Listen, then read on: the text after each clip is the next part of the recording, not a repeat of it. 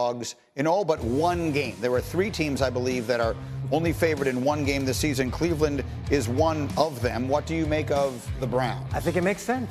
They were awful last year, and I don't think they drastically improved in any way this offseason. Now, they paid their defensive lineman, who's already been on the team. That's been a terrible team for the last several years. Right.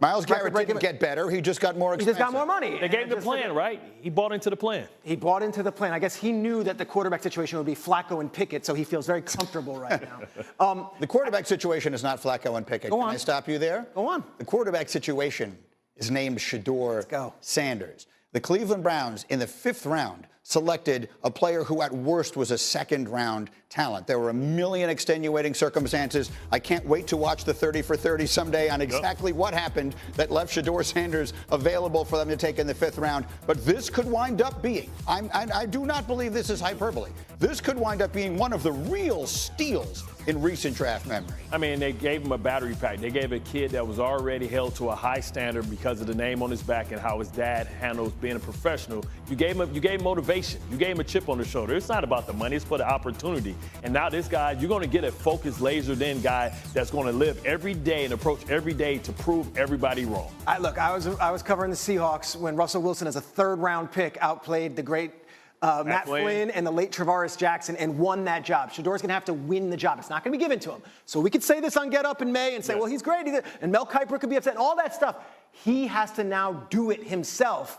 The question is, can he do it when it gets on the field? We'll find out. Coming up, 8 down, 8 to go.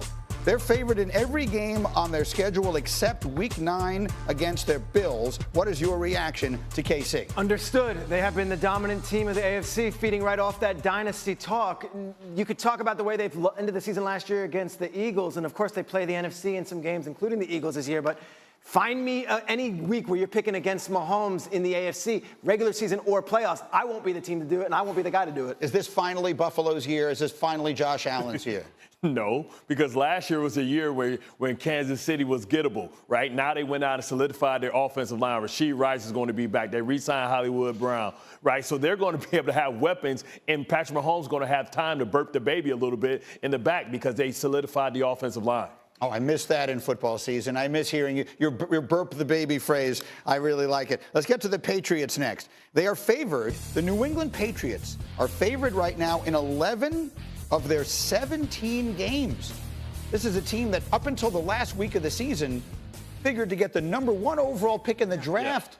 Suddenly, are we living in a world where the New England Patriots, led by Mike Vrabel and Drake May, are going to be good? I think the delta, which is the difference between last year's team and this year's team, is so enormous that maybe the folks in Vegas have moved themselves a little too fast here.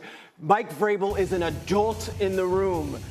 Josh McDaniels is one of the greatest offensive play callers in NFL history. They come in and they replace a staff that was in over their heads.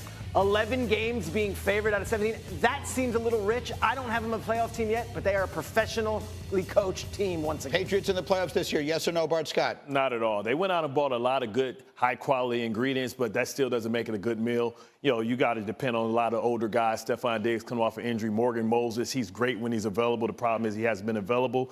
Vrabel, they get a +2 because of Vrabel. You know you have a adult in the room, somebody that's not going to be out-coached. But, no, I don't think they're a playoff team. All right, one more. The Brown meetings, important stuff getting decided. Schrager, let's run the hurry up. What is the latest on the tush push? They have updated the language of the proposal, and now it says offensive players cannot assist the runner except by individually blocking opponents.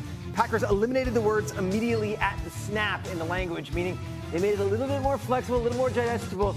Wednesday, we should know whether it gets banned or not, but I'm thinking it's trending towards we will no longer see the tush push in the NFL. Bart, should it be banned? Absolutely. I mean, listen, the NFL, long history of not wanting predetermined outcomes. That's why they moved the field goal back.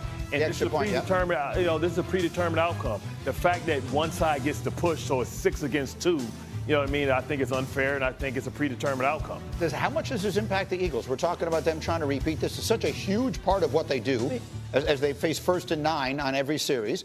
How much, if this goes out of the sport, does this put a significant crimp in their chances of winning the whole thing again. Well, I think it makes them have to find another way. And listen, they took advantage of the rules. That's what great teams do. They take advantage of the rules. New England for years always had some wrinkle where they took advantage of the rules and say they'll figure it out and take it out next year. I think with Saquon Barkley with that offensive line, they can find a way to be high percentage on 4th and 1. Let's do a couple more. Schrager, what is the latest on this playoff seeding that they're voting on? Yeah, the thought is that the NFL would say, let's reward the teams with the most wins as opposed to just division winners by giving them a home playoff game.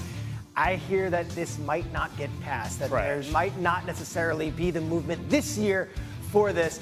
The truth of the matter is there are people on the competition committee who have come out and said, if you're not going to play the same exact schedule, you can't reward just who has the most wins. There's different divisions playing different divisions. It all works out that way. Fact of the matter is division winner should still have a home playoff game at the end of the road. They have to get 24 of 32 votes. They didn't have it in March. I don't know if they're going to get it in May. Nothing's perfect, but I like the system the way it is. Reseeding, like you said, strength of schedule is important, right? So you can have an easy schedule. Of course, you're going to have a lot of wins, but the cream rises to the top. And the best way to determine is to win your division because those teams likely have the most similar schedules. So that's the fairest way it can go. Win your division. That's the goal of every year. You go in there to win your division. Greeny, last year, the NFC North played the NFC South. 3 different teams from the NFC North made the playoffs. None of them won a playoff game. Yeah, that's right. That's 6 home Schedule matters. Schedule matters. It does, and there were extenuating circumstances in that with the injuries and all that, but I understand what you're saying. Lastly, you brought this up yesterday. I have to admit, I didn't pay much attention. Now it sounds like it's gaining steam. What is going on with flag football in the Olympics? I put a hand up. I was very flippant on this as well, and I heard from folks at both the Players Union and the league office saying, don't laugh at the idea of this getting passed. It might happen as soon as today, that NFL players will have the ability to play in the Olympics in Los Angeles in 2028 in flag football. There are going to be guardrails in place, things such as only 1 player per country per NFL team, that the training and the medical staff has to be up to snuff, that the playing surface has to be approved by the NFL, and there would be salary cap rewards if a player, God forbid, got hurt competing in the Olympics before training camp. But this looks like this might pass today. We might have NFL players in the Olympics as soon as 2028. So as it should. You like it. As it should, right? If the NBA can go get a gold medal and I can get extra cheese on my taco, go get to see the world, get to tell everybody I'm a world champion, of course. Okay, they're in LA, but okay. Not going to see that much of the world, but eventually maybe. They're not one and done with that the Olympics. said, fair enough.